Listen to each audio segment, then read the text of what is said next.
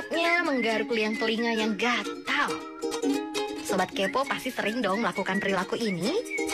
Pertanyaannya, kalian garuk telinga pakai apa nih Sobat Kepo? Segala cara pasti kita lakukan.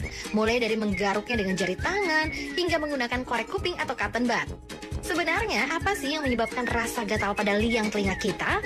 Apa jangan-jangan karena kita belum mandi?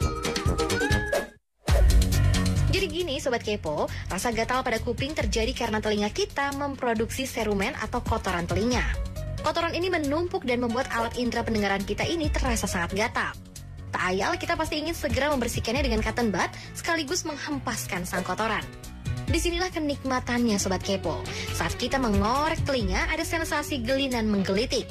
Tetapi terkadang ketika kita mengoreknya terlalu dalam, hal tersebut dapat membuat kita terbatuk. Kok bisa ya?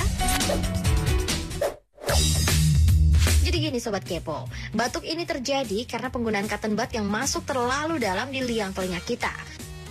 Saking dalamnya sehingga menyentuh saraf vagus di dinding telinga. Posisi yang membentang dari medula oblongata atau salah satu bagian batang otak sampai ke lambung. Rangsangan dari cotton bud merespon hingga ke saraf motorik vagus dan saraf phrenikus.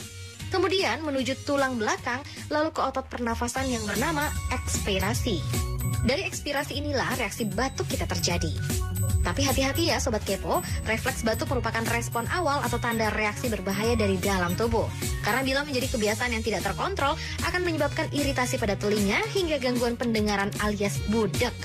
Faktanya, penggunaan korek kuping sebenarnya memang tidak dianjurkan dalam dunia medis. Pada dasarnya, kotoran pada telinga kita bisa keluar dengan sendirinya.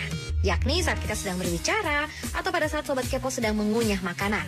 Jadi saat menggunakan cotton bud untuk membersihkan telinga, lakukan dengan hati-hati ya Sobat Kepo, gak perlu lebay.